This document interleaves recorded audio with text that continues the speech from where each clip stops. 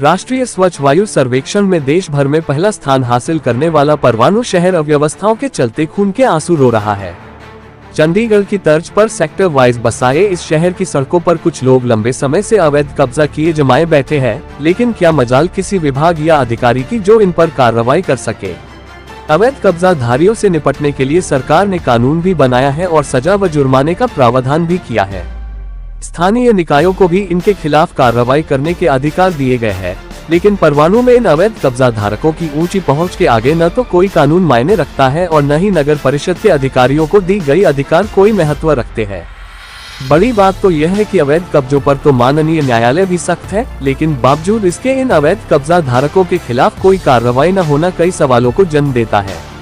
सवाल यह है कि आखिर कौन है वो जिसकी शह पर इन कब्जा धारकों के हौसले इतने बुलंद हैं कि नगर परिषद द्वारा बार बार नोटिस देने व अनाउंसमेंट करने के बाद भी कब्जे नहीं हटा रहे हैं।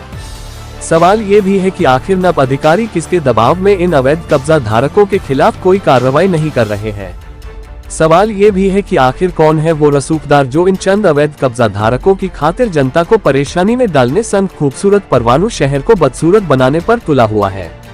सूत्रों के मुताबिक सत्ता में बैठे कुछ लोग इन चंद अवैध कब्जा धारकों के मददगार बनकर कानून व नियमों की धज्जियां उड़ा रहे हैं। जब भी कोई अधिकारी इन अवैध कब्जा धारकों के खिलाफ कार्रवाई शुरू करता है तो सत्ता में बैठे ये लोग दबाव बनाकर पूरी कार्रवाई को रुकवा देते हैं तथा यही वजह है कि इन अवैध कब्जा धारकों के हौसले नोटिस मिलने के बाद भी बुलंद है। यहाँ बता दें कि कुछ दुकानदार ने परवाणु शहर की सड़कों पर कब्जे कर अपना सामान सजा रखा है। अवैध कब्जे होने के चलते सड़कें सिकुड़ गई है। लोगों व वाहनों को आने जाने में भारी दिक्कतों का सामना करना पड़ रहा है। सड़कों पर जाम लगना आम हो गया है। नगर परिषद इन दुकानदारों को कई बार नोटिस जारी कर चुकी है, लेकिन दुकानदारों पर इनका कोई असर नहीं हुआ।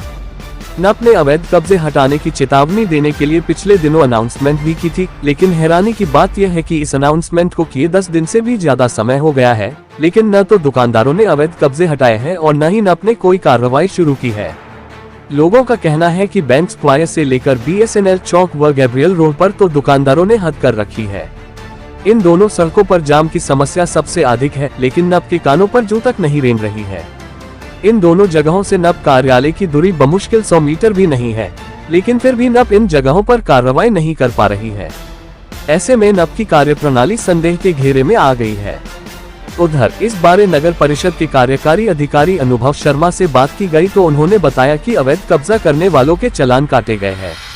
इसके अलावा शहर में अनाउंसमेंट करवाकर लोगों को अवैध कब्जे हटाने की चेतावनी दी गई है। यदि फिर भी कब्जे नहीं हटाए गए हैं तो अवैध कब्जाधारियों का सामान जब्त किया जाएगा। जैसा कि मैंने आपको पहले भी बताया था, ये मैटर हाउस में डिस्कस हुआ था और हमारे हाउस की मीटिंग में 8 महीने के बाद हुई थी। तो हाउस भी सभी लोगों के साथ कॉपरेशन, शहर के लोगों के साथ कॉपरेशन चलता है। तो हमने बुनियादी उस विषय में करवाई थी, सबको अवगत करवा दिया है कि आप ऐसा काम ना करें, क्योंकि कंप्लेंट्स हमारे पास जैसा कि आपके थ्रू और लोगों के थ्रू भी आ रहे हैं। अब फिर से मैं एक बार आप सभी लोगों से अनुरोध करता हूँ कि ऐसा काम ना करें। आप सामान बाहर न रखें शॉप पे।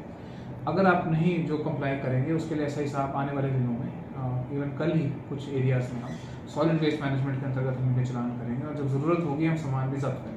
नहीं, चालान करने से और बुनियादी करने से शहर के लोगों पे कोई फर्क नहीं पड़ रहा, तो क्या नगर परिषद का कोई डर ही नहीं इनके ऊपर कार्रवाई का? सर मिलके चलना चाहते हैं हम, डर के वातावरण ऐसा नहीं है। ऑफिस सरकारी विभाग है ये, और आजकल हमारे आप देखेंगे डेवलपमेंटल एक्टिविटीज धीरे धीरे हम फिर से गति दे रहे हैं सारे कार्य। नहीं, देखो ना, कुछ दुकानदारों की वजह से पूरा शहर सफ़र कर रहा है, कहीं जाम लग रहे हैं, चारों साइड जाम लग रहे हैं, तो आपको सिर्फ कुछ दुकानदारों की चिंता है, पूरे शहर की चिंता नहीं? पूरे शहर की चिंता है और उन दुकानदारों के लिए जैसे आपने बताया, मैंने ऐसे हिसाब से बैठे हैं तो कल ये पूरे शहर का राउंड मारेंगे और जहाँ पे भी आवश्यक होगा तो आप भी उनको टिप्पणी कर सकते हैं।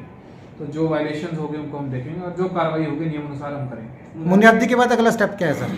सामान जब्त करेंगे और चलान करेंगे, दोनों स्टेप्स ही हैं। मुनियादी के टाइम पे आपने कोई टाइम बॉन्ड किया था सर इनके लिए? हमारी एक अपील थी, बुनियादी आप ऐसे समझे कि हमारी एक अपील थी लोगों को कि हमने पब्लिक एड्रेस सिस्टम से सबको बता दिया है शहर में। कोई ये नहीं कह सकता है कि हमें इसके बारे में अवगत नहीं करवाया गया कि ये सिस्टम पर काफ़ी टाइम चला आ रहा है। अब सभी लोगों को इस बारे में पता है, जैसे कि आप भी इसको कवर कर दें इशू को रोज।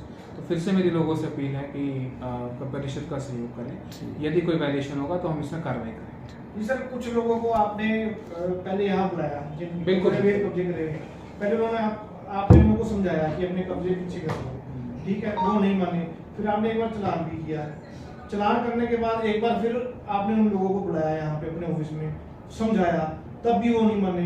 उसके बाद फिर आपने एक बारी आपकी टीम गई वहाँ पे, उनका सामान भी पीछे कराया, लेकिन फिर उनके बाद उन्होंने उसके बावजूद फिर उन्होंने आगे सामान कर लिया।